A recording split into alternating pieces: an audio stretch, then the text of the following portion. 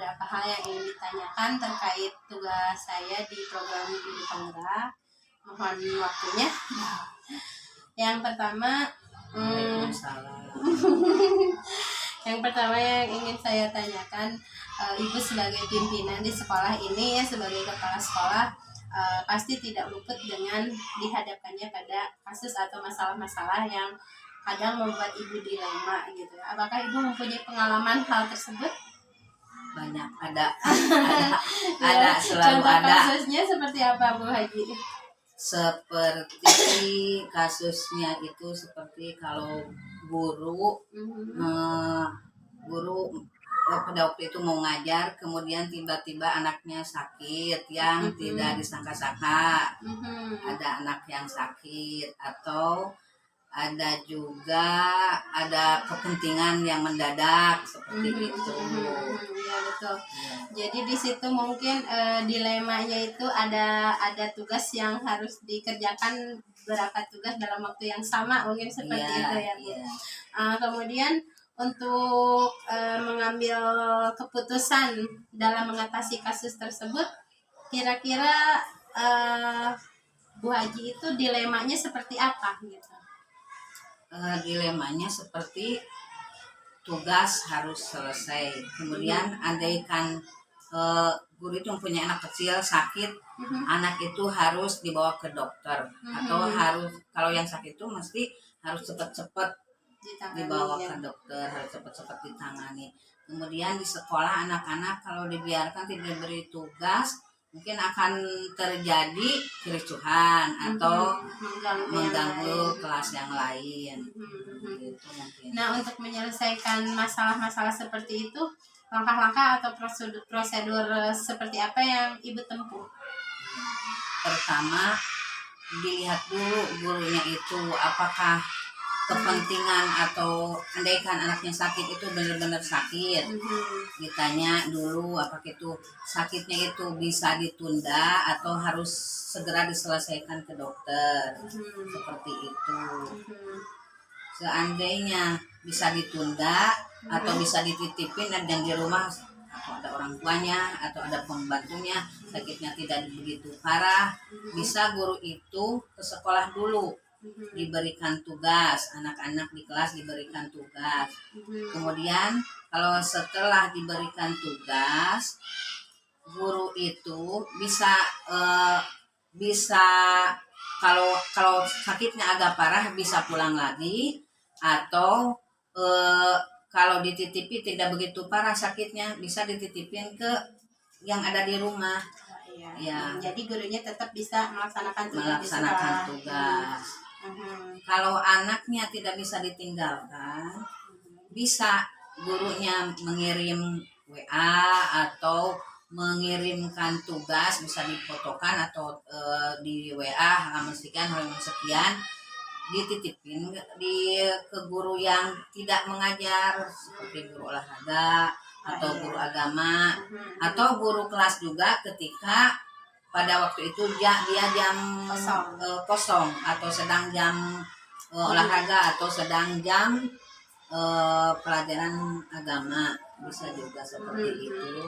Yang penting anak bisa belajar dengan tepat sasaran, mungkin itu sama dengan guru kelasnya apa guru wali kelasnya kalau di SMP apa SMA-nya gitu.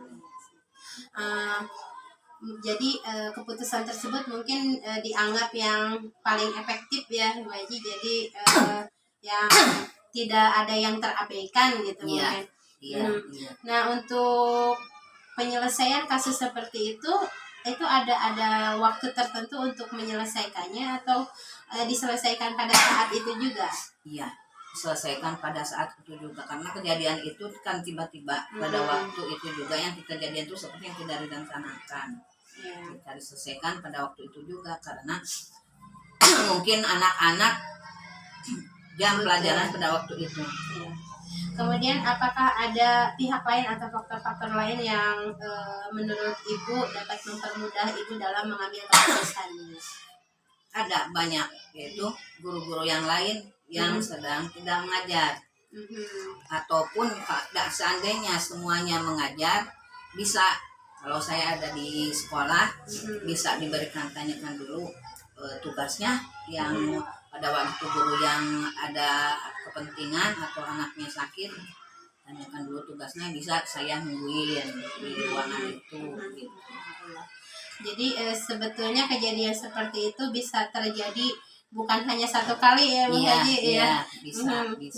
Jadi dari proses Ibu sebagai pimpinan di sekolah ini berdasarkan pengalaman menyelesaikan kasus-kasus yang melibatkan dilema atau apa ya, jadi bingung gitu ke sana harus bagaimana, di sini harus bagaimana, itu pelajaran apa yang bisa Ibu petik gitu dari kasus tersebut? Yaitu mungkin satu, kita harus menindaklanjuti karena itu kebutuhan yang tiba-tiba harus menindaklanjuti dengan adil. Kemudian diberi kesempatan kepada guru-guru yang lain untuk berbuat kebaikan, toleransi teman atau kebersamaan itu.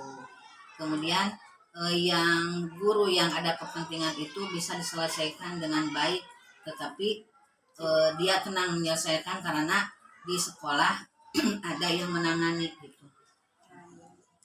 Mungkin cukup Bu Haji, terima kasih atas waktunya, sudah diganggu, mudah-mudahan bisa menjadi pelajaran buat saya. Terima kasih. Assalamualaikum warahmatullahi wabarakatuh. Waalaikumsalam warahmatullahi wabarakatuh.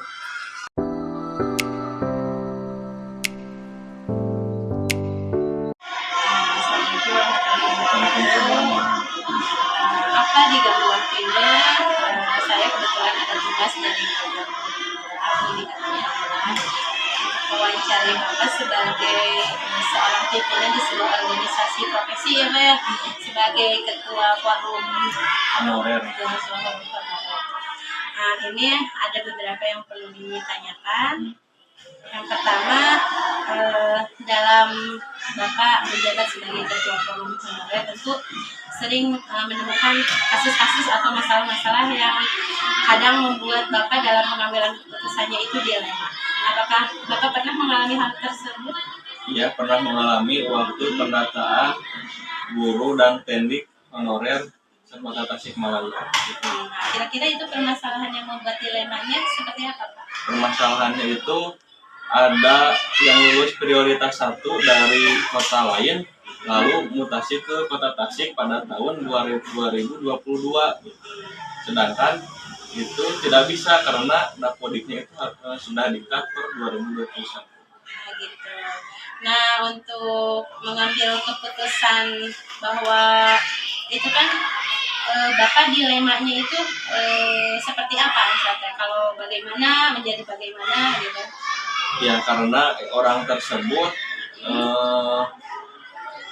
ingin segera memasukkan datanya ke pendataan data BKD di Kota Tasik, sedangkan Kota Tasik itu hanya menerima orang yang honorernya di Kota Tasik per 31 Desember 2021. Jadi kalau misalkan dimasukkan juga tidak bisa, kalau tidak dimasukkan juga karena dia sudah lulus prioritas 1. Kemudian untuk akhirnya pengambilan keputusan bahwa dia itu ikut dimasukkan atau tidak dimasukkan gitu, Bapak menempuh langkah-langkah seperti apa? Langkah-langkahnya yang pertama itu pendekatan persuasif, jadi supaya beliau tidak emosi gitu kan, terus menjelaskan juknis yang ada ketika pendataan tersebut. Pada akhirnya diputuskannya seperti apa? Diputuskannya tidak dimasukkan pendataan waktu itu karena waktu konsultasi ke Dinas Pendidikan dan BKD juga tidak boleh dimasukkan. Jadi itu mungkin memberikan penjelasan tentang juknis itu dianggap suatu hal yang efektif dalam proses pengambilan keputusan. Kemudian untuk pengambilan keputusan tersebut, apakah langsung pada waktu Bapak menemukan kasus atau ada jeda waktu untuk memikirkan keputusan yang akan diambil? Waktu itu langsung waktu ada kasus, karena waktu pendataan itu di kolom inputan yang dari BKD ada kolom tentang bekerja di instansi Kota Tasikmalaya. Jadi hanya di Kota Tasikmalaya, tidak di instansi kota lain dan Jadi kabupaten sudah lain. jelas Terlihat ya. ya. Kemudian dalam pengambilan keputusan tersebut, apakah ada pihak lain atau faktor-faktor lain yang menurut Bapak sangat membantu dalam Bapak mengambil keputusan? Ya, sangat membantu itu mungkin dari kepegawaian dinas pendidikan menjadi bahan referensi, dan dari BKD juga. Ada pemberian Ya, penjelasan. pemberian penjelasan. Baik. Berarti itu finalnya si orang tersebut bisa menerima dengan keputusan yang Ya, mempentingkan. betul. Nah, baik, untuk yang terakhir dari penanganan kasus seperti tadi, hal apa sih yang bisa Bapak ambil pelajaran yang bisa dipetik dalam hal atau kepemimpinan di organisasi? Menurut saya yang saya alami itu yang bisa dipetik adalah keadilan mungkin ya. Jadi keadilan itu karena dan keadilan itu harus ada dasarnya juga gitu. Tidak bisa semena-mena harus memutuskan seperti ini, Meskipun kita seperti ini. mempunyai rasa kasihan Nah, gitu ya. meskipun ada rasa kemanusiaannya juga. Mungkin cukup Pak, terima kasih atas waktunya. Ya, Mohon maaf sama-sama. sudah diganggu. Assalamualaikum warahmatullahi wabarakatuh. Waalaikumsalam.